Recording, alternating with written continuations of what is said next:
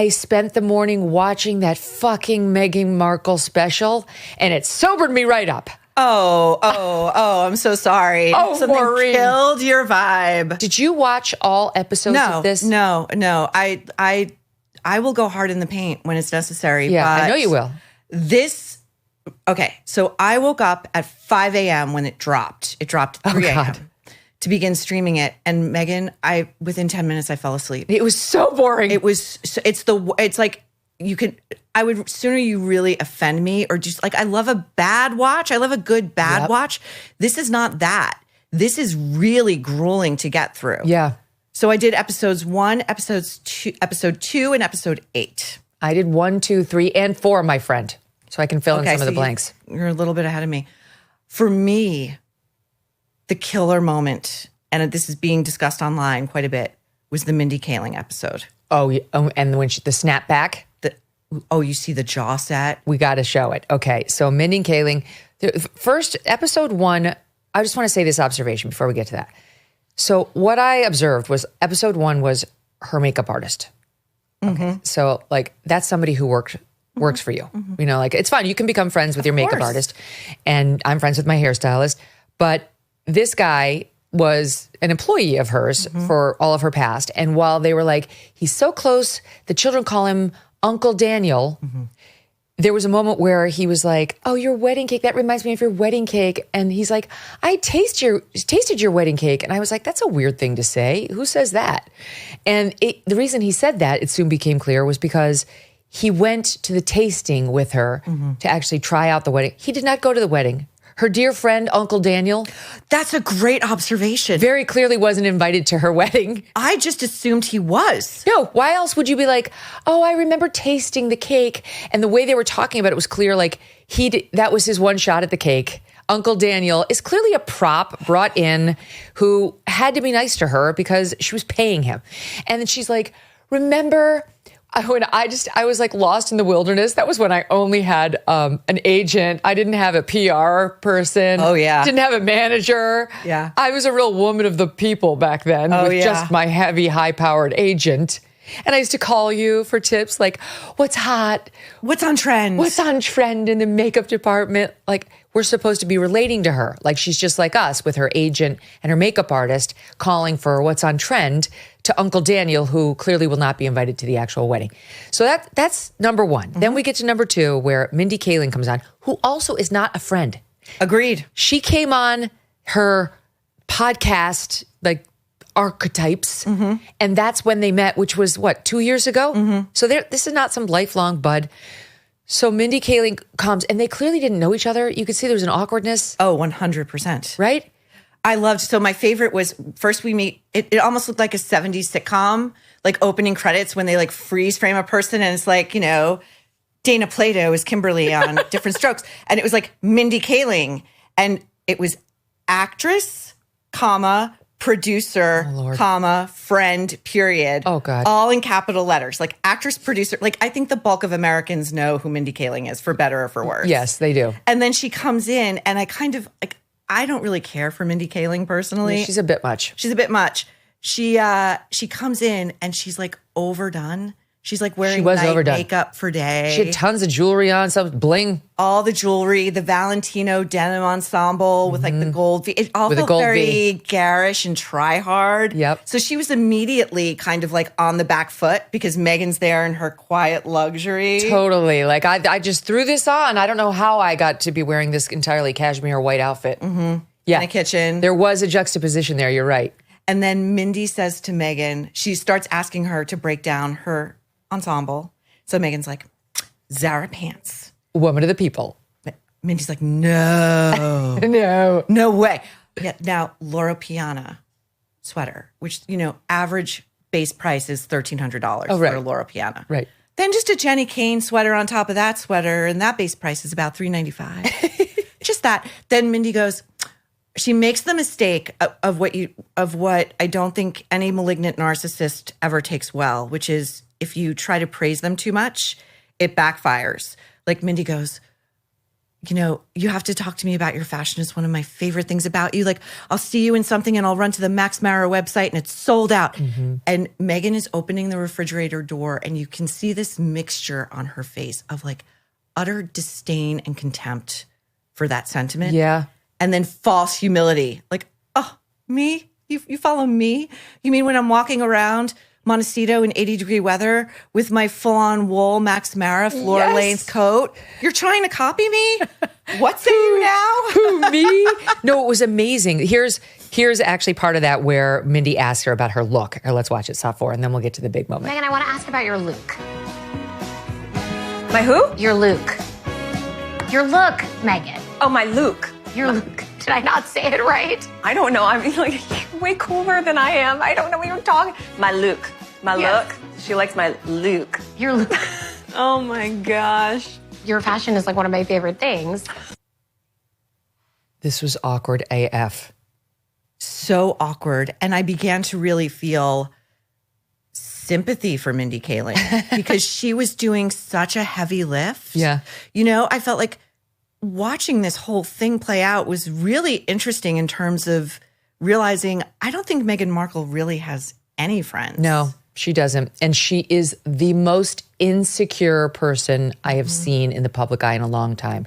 That is why everything had to be perfectly curated. It was like, that's the biggest absurdity of this whole thing was just how over the top perfect everything has to be around her. Her outfit. I mean, who the hell picks fucking berries in a white cashmere blouse and white pants? Literally no one on earth does that. And like this garden, which is like the most over the top. Like we're all supposed to go, Maureen, to make our breakfast in the morning out to our gardens, which are the size of Shea Stadium, and pick our berries, our raspberries, our strawberries, our blueberries, our snozberries, and cut our mint, and then cut our flowers that are edible. But don't worry, she's a woman of the people. You can grow those just on your windowsill at home in New York, your edible flowers. And don't forget your local beekeeper. Yeah. Your local beekeeper. Oh, yeah, because she has a bee hive, which she goes, that's how they open the whole series with her bees. And like, don't worry, if you don't have this, just go to your local beekeeper, which I Googled. I was like, just for kicks. I'm like, what?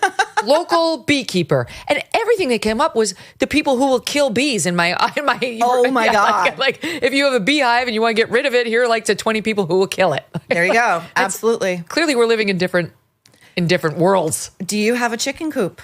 No chickens. No, just the dead ones in the freezer. You don't have a chicknick table to feed your chickens. Did you catch that? Did not catch that. She literally, Megyn, she has a chicken coop and she talks. So she brings out, I don't mean to get off Mindy, but she brings out to feed them a thick disc of ice. And inside, the chickens?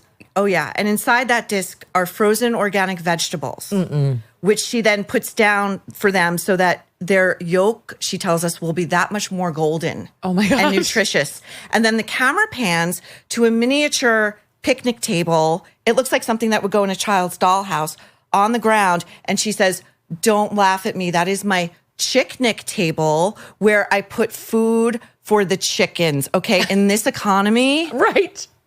Well, same thing with her dog and everybody else's dog. The one friend comes who's Harry's friend's wife from Polo. Oh, this again, one. So relatable. So some woman from Argentina who's married to Harry's polo player friend shows up. Again, not really a Meghan Markle friend. And for her dog, Megyn makes some sort of biscuits, which of course have only the organic materials and everything has to be mixed just so. And then she's making the bacon because, the dog's just going to love it if it has a little bacon in it.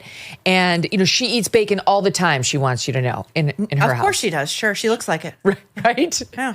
With her size like 00. Okay. Oh, yeah. But here was the other thing. When you talk about the chicknick, I wrote this down just from the episodes I watch. She's got this little like verbal tick she does where she's big into like rhyming or making these weird little plays on words that I think she thinks are very clever. Like the first episode, they're putting peas in a little pod, she and her makeup artist, and they're like, They look like little green pearls. Green pearls, green pearls, green pearls, girls. Okay, then there was the honey, pouring it into her tea. Honey, honey. Oh. Honey, honey. Then they were cheersing their champagne with her little marmalade edition. Cheers, dear. Cheers, dear. Then there was, it's darling and delicious. Darling and delicious. Then there was the tea following the champagne, detox, and then retox. And then there was working hard over there. Working hard or hardly working? Maureen, I died. Oh my God, Megyn, it's like, this is a window into the tiny little brain at work, the absolute, not just inauthenticity, but like, you want to talk about a lack of original thought and just being totally basic, what they would call a basic bitch. Basic. Like the opening scene of this show, like you think, okay, the opening scene of this show should be a knockout, right? It should make me want to know what's coming next. What is she going to do next? What is she going to say next? She's strolling out to her beehive where she's clearly never been before. Right. She's wearing half the bee outfit. It is clear she's never been. You're right. She's wearing half a bee outfit, not a full bee outfit, okay? Because you have to show off the skinny jean. And then she's got the dangling tendrils visible behind the bee screen. And her beekeeper, who seems like kind of a interesting guy, like he's definitely quirky. You have to be quirky if you're around bees all day. They open up the honeycomb and she goes, busy bees. Now, this is what she's been practicing, right? She's been practicing in her mirror, right? All these things she's going to say and these like dialogues she's going to have with her guests. Honey, honey.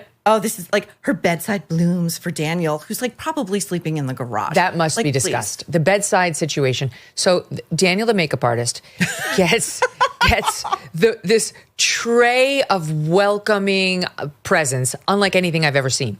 So he's coming to help her with her series. And she puts together this tray for like his bedside that includes homemade Epsom salts. Doesn't everybody who wants Epsom salts just order the same blue bag that we all get from CVS, or you can get it on Amazon? It's huge, and you dump half of it into the bath. But she's like hand mixing the Himalayan salt in with his special Epsom salts. You don't go out and buy a life jacket when the boat is sinking. And you don't buy gold when the economy has already collapsed. Clearly others are heeding this advice as gold hit all-time highs already this year. It's not too late for you, too. And you could have Birch Gold help you diversify into physical gold. Birch Gold specializes in helping you convert an existing IRA or 401k in whole or in part into a tax-sheltered IRA in physical gold, and for no money out of pocket. One recent 5-star review said Birch Gold was, quote, knowledgeable, helpful, non-pressure. Get your free info kit on gold by texting the letters MK to the number 989898. There is no obligation, just useful information.